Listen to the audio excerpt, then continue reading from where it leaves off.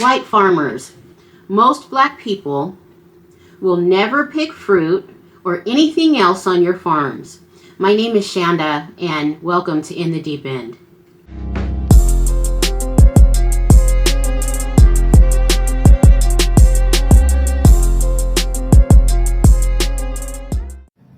So now that I have fallen down this rabbit hole, I just jumped onto Twitter's. And I got an alt Twitter where I pretend to be a MAGA guy. And I saw a live. And I am not kidding you. This dude, all these dudes, these farmer dudes in there, these farm owner dudes, they're saying, well, we thought the blacks would come back and do the jobs because they don't have jobs. Well, I'm sorry to break it to you, but black people have jobs, and you thought you were getting your slaves back is basically what you were saying. That's what you thought. It's still going right now, and I'm not going to post a link to it because I don't want to give these people a voice. But they think they're in a safe space on Twitter. They're not. At the June 27th, 2024 presidential debate, Donald Trump said the illegals are taking black jobs. This statement implied that there are specific jobs that belong to black Americans. This plays into a historically charged idea that black people are only meant or good for certain kinds of work, often low-paying or menial, janitors, cooks, field workers, etc. And his supporters ate it up. Yeah!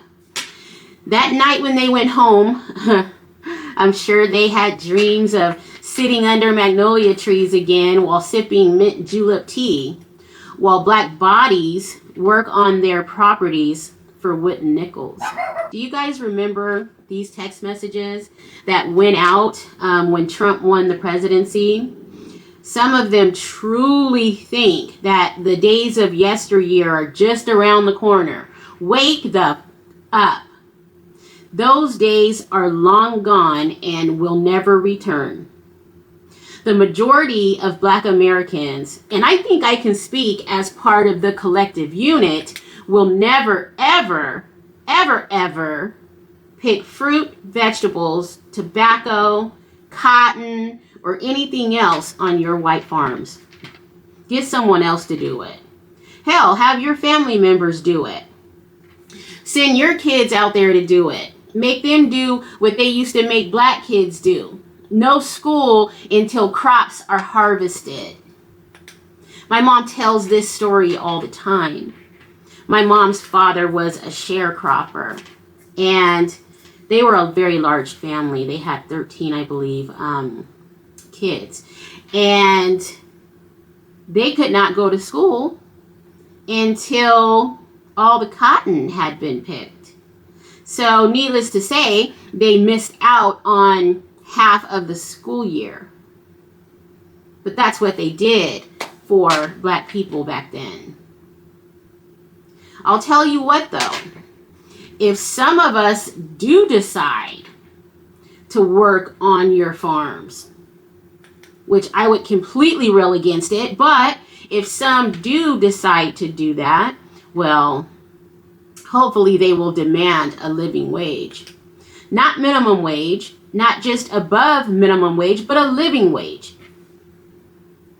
And in the United States, I believe that the average living wage starts roughly about $20, if I'm not mistaken, per hour. There's a source link in the description box if you're interested in researching it on your own.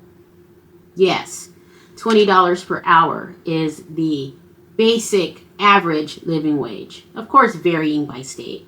Some people are saying that's ridiculous. How can farmers afford to pay that kind of money?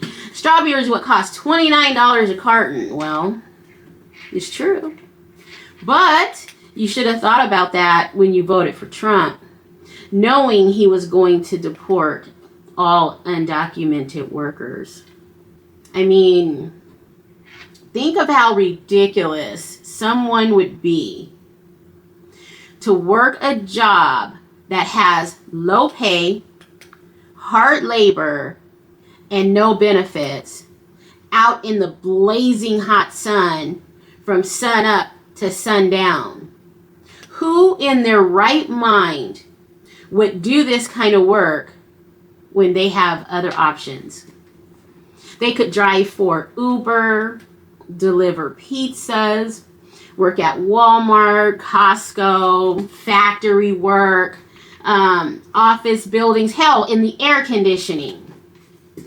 Why would an American that has better options opt to work on your farm? The only reason the undocumented workers are in the fields is because they can't do any better.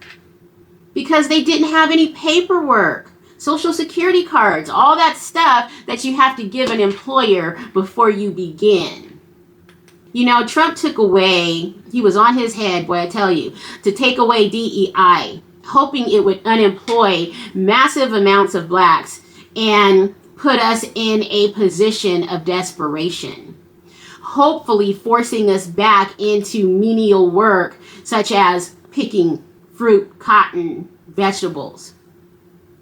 I believe most of us would rather sleep in a cardboard box under the overpass before we allow what our ancestors fought, bled, and died for to be in vain and wind up right back where we started. Breaking our bodies down for just above free labor so your family businesses can thrive and you can live comfortably? Oh, no. No, hell no. That's a no for us, dog. Absolutely not. When are Americans, in particular non-blacks, understand we aren't there anymore? We're not directly out of slavery. We're not sharecropping on a farm that you own. We will not sacrifice our bodies for your family's success. Those days are over and belong just where they are, in the pages of our history books. It seems like most non-black Americans are unaware of how educated and driven lots of black Americans are. And the fact that many of us have positioned ourselves to succeed despite America's efforts to keep its foot on our necks. We are doctors, lawyers, accountants, entrepreneurs, CEOs of Fortune 500 companies, authors. You get the picture. We've come a long way, baby. And before anybody gets in the comment section talking about, well, that's only because of affirmative action and DEI, keep in mind, blacks were not the primary beneficiaries of DEI. White women and other than blacks were. Sources in the description box if you're interested. So I would suggest, before you even start that talk, to look in the mirror first when you start talking about DEI and how your family has benefited from it. America set blacks up for failure. America gave white families 5 sandwiches and gave black families a half a sandwich and said, make it enough. That's what DEI was. We're going to make them think we're helping them, but we're going to skim off the top and give it to where it came from in the first place, right back to us. Typical America's game. But America didn't realize the continuous systemic denial of fairness and opportunity to black people only fueled extraordinary resilience, innovation, and achievement.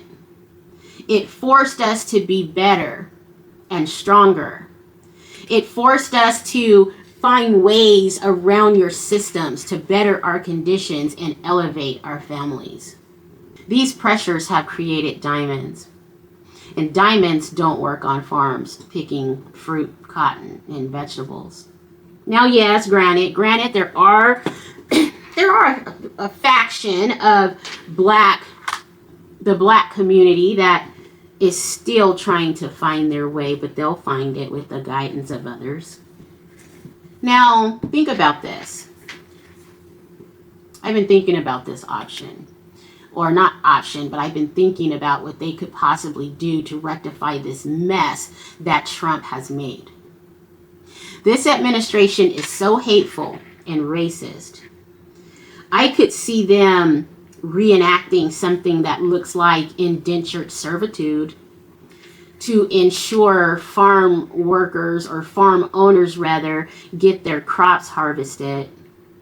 For example, like if they're on Section 8 or getting food stamps or welfare money, they'll have to work in the fields in order to keep receiving said benefits. Kind of like working for room and board, if you will, very plantation-like. I mean, they've already said people receiving assistance must work at least 20 hours a week in some states. So it wouldn't surprise me if that's not somewhere simmering on the back burner. Fortunately, though, many of us are not in these shoes and in these situations where we're depending on government assistance, because we have found ways to turn marginalization into creation, innovation, and revenue. The only picking we'll be doing is on our own properties, our own farms, and our own community gardens. I mean, what do you guys think? What do you guys think out there? Do you think there are some black people out there who wouldn't mind working on somebody's farm? And let's just say if the wage was livable, do you think they'd work on the farm? I mean, it's a possibility. Would I do it? Absolutely not. But there might be some that would be willing if the wages were livable. You guys let me know what you think. And thank you guys so much again for tuning in. Please don't forget to like, comment, share, and subscribe. And I'll see you guys in the next one. Bye.